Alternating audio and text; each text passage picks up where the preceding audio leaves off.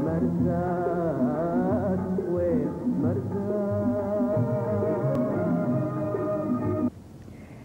عدد كبير من الأصوات الجديدة تعتمد على شريط الكاسيت.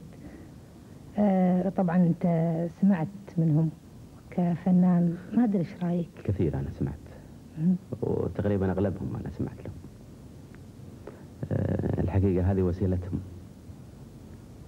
أنا واثق أنهم لا يقصدون التجارة في الفن أبدا، إنما هي هذه الوسيلة اللي أمامهم لندرة البرامج التلفزيونية والإذاعية اللي تحتضنهم يعني للأسف يعني. فطبعا وجدوا في شركات التسجيل الحضن اللي ممكن يقدمهم للناس، فتجدين فيهم الجيد وفيهم البسيط. لكن احنا كسبنا من خلال شريط الكاسيت، مثلا فنان كبير حمد السنان الله خير، فنان جيد من خلال الكاسيت طلع طبعا. بس دائما يعيبون على حمد السنان انه هو ما يغني الاغنيه الكويتيه، يعني هو بدايته كانت عدنيات مثلا.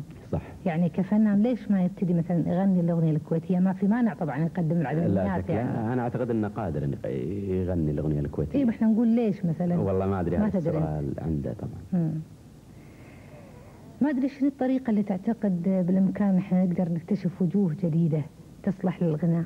ايوه انا اعتقد جاوبت على هذا السؤال الصراحه. انت حطيت اللوم على الاذاعه والتلفزيون. اي صح. حقيقه ايجاد البرامج. يعني تعتقد مطرب يطلع من برنامج مثلا؟ انا افتح الباب واقول لي تفضل.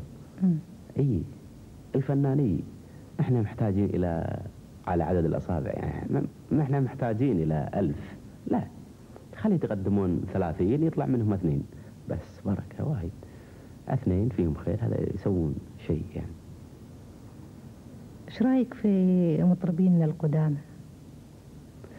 والله احنا نتاجهم يعني، لا شك طبعا قدموا الكثير وتعلمنا منهم الكثير ولا نزال يعني. من يعجبك منهم؟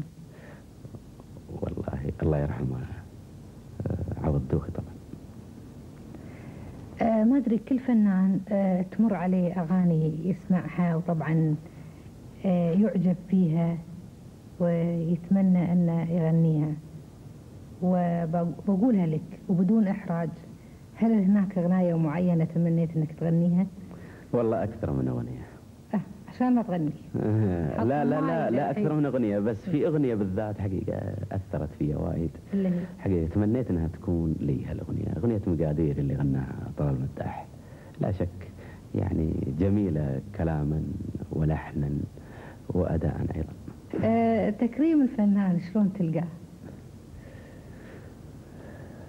والله شو اقول لك، انا لا اطلب التكريم حقيقة. انا ما قدمت شيء للحين والمشوار طويل، رغم اني انا شفت اللي انا مريت فيه طويل.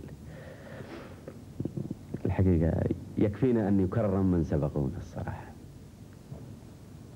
ما تعتقد التكريم يكون هم حافز للفنان؟ لا شك تكريم من سبقنا في هذا المجال تكريم لنا احنا، لان احنا بنحس في هذا الشيء بان احنا في يوم من الايام راح يجينا الدور. وهذا اللي الواحد يتمناه. شلون القاه؟ يعني اكثر من وسيله، يعني ايجاد معاهد باسمائهم، شوارع باسمائهم، استوديوهات تحمل اسمائهم، اي مجالات فنيه مثل ما قالوا مسرح المرحوم عبد العزيز المسعود ممكن يقدمون مسرح باسم عوض دوخي. ان شاء الله تكون هذه بدايه طبعا ان شاء الله، وهي بدايه جيده على العموم. لا شك. ما ادري ما هي المرحله المقبله اللي تفكر فيها كفنان؟ والله الجديد طبعا، اني انا بهالفتره قاعد افكر في الجديد اللي احب اقدمه للناس، واتمنى الله يوفقني يعني.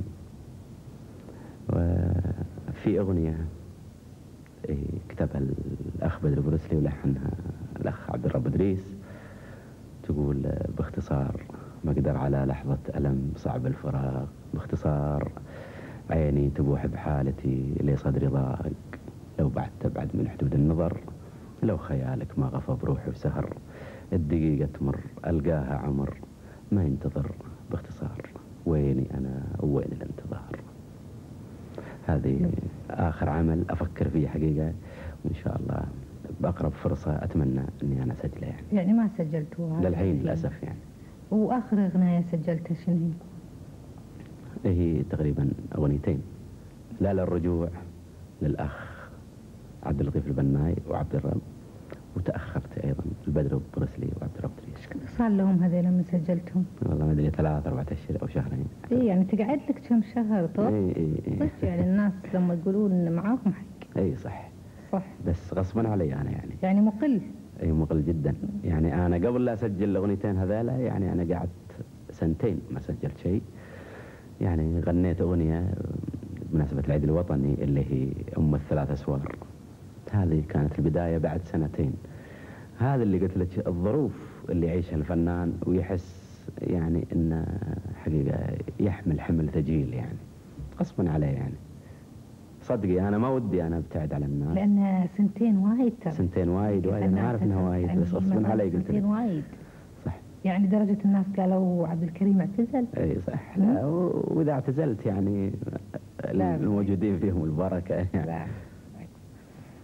ما ادري هل في شيء فات ان احنا نسأله في لقائنا هذا تحب تضيفه؟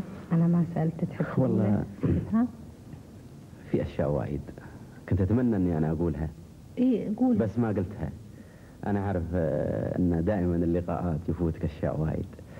أنا شو أني قدمت بأول اللقاء أني أنا بحمل بالوفاء والعرفان لكل الناس اللي أنا تعاونت معهم، لكل الناس اللي وقفوا معاي، لكل الناس اللي أعطوني حبهم، وأعتقد أني أنا ما أعطيتهم شيء مقابل حبهم هذا ومقابل وقفتهم معي، فأرجو أنهم يعذروني.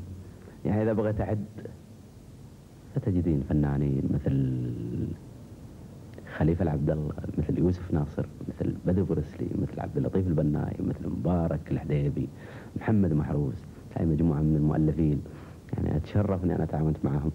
ملحنين أستاذ الكبير عبد الرحمن البعيجان، أستاذنا أحمد باقر، الأخ الأستاذ عبد الرب دريس، مصطفى العوضي، إبراهيم الصولة. يعني هالناس هذيلا أنا أحمل لهم من التقدير. مصطفى العوضي أرجو أني أنا ما نسيت أحد يعني. فإذا أنا في خير فحقيقة أنا مديون لهم بالكثير، فأرجو أني أنا أرد لهم في يوم من الأيام إن شاء الله. العموم هذا إن دل على شيء يدل على أصالتك كفنان كبير ولك مكانتك في مجال الأغنية الكويتية.